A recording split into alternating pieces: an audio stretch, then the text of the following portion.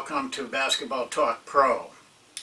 Today we're going to talk about, I want to talk to you a little bit about coaching skills. We've gone over some of it a little bit lighter in other videos. We've hit on it in different things that we were trying to get across, maybe a drill, maybe a skill, maybe an offense. But today I want to take it into an area that may be just a little bit different for you, a little bit deeper than maybe giving it to you as we relate it to other things. I favor, as you should know by now, I favor instinctiveness and improvisation. And so when I'm talking about having players learn skills, this is what I'm talking about. I want them to be instinctive in their skills, not learned, not conscious, but in a different area, which is where I want to go with you right now. And that is the conscious mind and the unconscious mind. You should all study that. First of all, it's an intriguing area. What the brain can do and what the mind can do. If you get into it deeply, you're going to find that it can do just about anything. It can do it for you, what you want to do. But you have to approach it correctly. And this is why, first of all, before I get completely into that, it's important that skills relate to what you're doing, not just any kind of skill, which I see so much of. I'm almost to the point, NBA has a lot of player development guys, but I think if I were head coach, I would not. There's a certain amount of it that has to take place, and your players have to grow with it. But I prefer to stay within the realm of relating to what you're doing, not just picking up any kind of drill. To really, a lot of times it doesn't even make much sense. So first of all, we want skills to relate because this is where we want the players to be instinctive. Now the unconscious and the conscious mind, the unconscious mind is where you learn to be instinctive. The conscious mind, how you look and think all day long, is the intellectual part. It understands. It can go from the abstract to the reality. It's where you're thinking and things that are happening to you all the time. But in order to get instinctiveness, you have to go beyond the conscious mind into the unconscious mind, because it doesn't think, it just does. And it's where your instinctive reactions come from. Now, as a coach, when you're teaching, not teaching, I don't like that word, but when you're working with players on their skills, whether it's team skills or individual skills, the place you want them to go is into the unconscious mind. You you go beyond the thinking process. And the key to that is repetition. The unconscious mind reacts to repetition. It gets confused when things are one way one day and another way another day. It reacts and feels comfortable with repetition, and it will bring back to you, because of that repetition, instinctiveness, that type of play that I favor, and I would have to believe you favor. If, you know, players that are very successful, teams that are very successful, are dealing in very minor seconds. They're going to make decisions quickly and confidently, and you can only do that through repetition. So keep that very clearly in mind as you work with players. Now, I stumbled on the word teaching. I stumbled on that word because I'm very careful that I don't overuse it or use it at all if I can get by with it. I prefer the word learning because that's really what we're about. We're not here to teach. Teaching is for us. Learning is for the players. And this is where your livelihood is.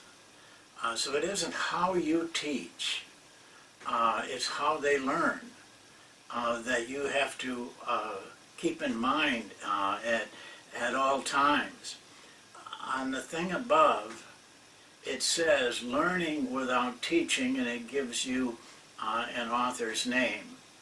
That came from a book called The Inner Game of Tennis, which was very popular, still is very popular, but it was written in the 70s. And it deals with a very different look at how you help players. You facilitate their learning. And you do that a lot of times by not teaching and letting them figure it out. I've used this before, I use it a lot. The statement of Confucius. He says, you know, tell me and I'll forget it. Show me and I might remember a little. Involve me and I'll understand. And that's a great thing to remember. And it's just what I'm trying to talk to you about. Players learn more by doing and redoing and doing more and doing it again. And they will then learn peculiarities in how they perform the skill. If you can, some coaches just can't hardly bear it. I can. Let them have their irregularities. It's what they want to do naturally. They'll be better at it. They will perform better doing those types of skills, even if they're not perfectly picture perfect. It may not be the technique that you want to teach because it's uncomfortable for them. They will learn if you leave them alone and just repeat the skill you're looking at. They will come up with their own little irregularity, their own way of doing it. It won't be far off from what is considered, perfect or what everybody wants to look at. Get them involved, let them practice, let them have experience, let them have their will a little bit so that they can reach out for beyond themselves that they are now. My word to you is steady learning. Study it hard because your livelihood depends on it. I'll get into now the area of both coaches and players, because coaches, and I'm going to start with that, coaches have to have skills too. You can't underestimate that. And you can't be any different than the players. You want them to practice their skills, get better at them. Well, you should do that too. You need to practice certain things that you have to do day after day in your coaching. Whether it's voice, if your voice isn't the way you'd like it, you can change your voice. You can transform your personality. A lot of us do. Off the court, we may be very easygoing. On the court, we can be very intense. You can do that. You can, but through practice, through constant repetition, you can train almost every part of yourself. And this is part of your commitment, is to learn your skills. An excellent way is one I've talked to you about before, and even demonstrated it, is mental practice. I mental practice every practice. I mental practice every video before that camera goes on. I go over everything, every area that I want to cover. I try to get the key words in my mind so that I can say them at the right time. You should watch your words. Words have a way of getting into the minds of your players. What it's really doing, it gets into the unconscious.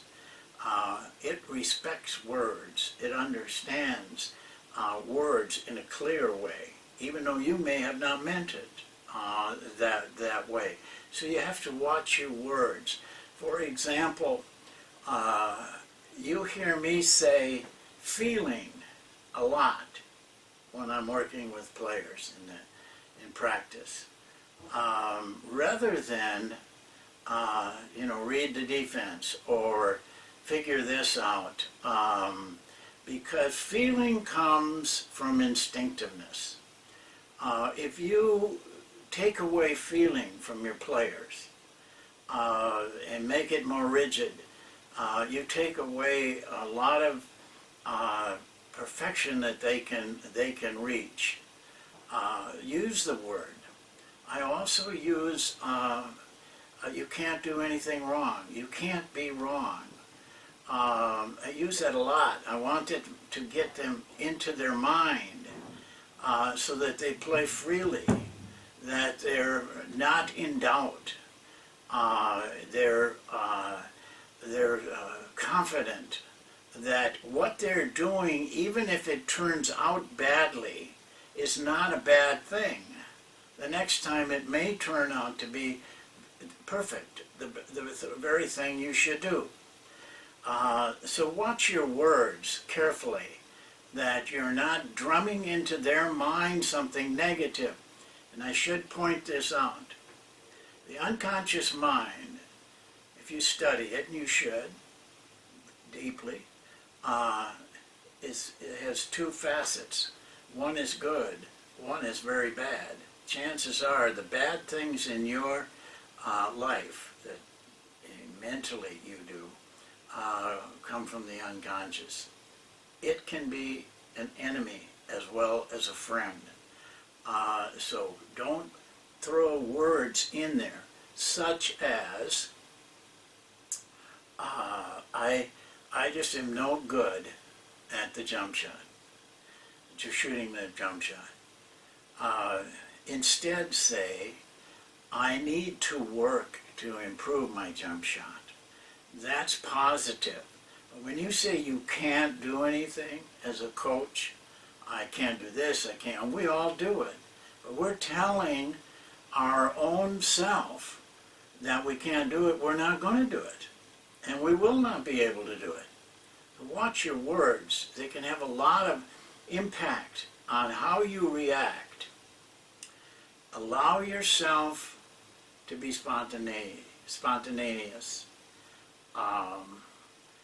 There's times in practices that if something comes into your mind, it happens to me all the time, a story, an example that you hadn't thought about. Well, usually that's coming from a good source. Use it. Don't be hesitant about that. Allow yourself that. Now, it can't be all over the place and all the time, but an occasional idea flashes into your mind. Maybe it's an example, maybe it's a story. Let it go. Let them have it. So what if you use 2 minutes of their time?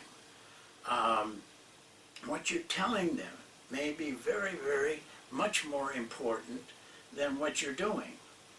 So allow yourself that freedom. Coaches have to work at what they are and what they do, just like anything else in this world. Doctors need to keep practice. Pianists have to practice an enormous amount of time to keep their skill level up. Into their 50s and 60s and 70s, even into their 90s. Some musicians are still practicing 3 hours a day. Great musicians. So get in the habit of doing that with yourself. I want to talk now a little bit about the players. The word I'm going to give you, and I give it to you all the time, is simplify. Too many of you make things too complex. Complexity it takes an enormous more time and energy to understand and to perform than simplicity. So keep your skills that you're teaching simple, and you'll have a lot more success.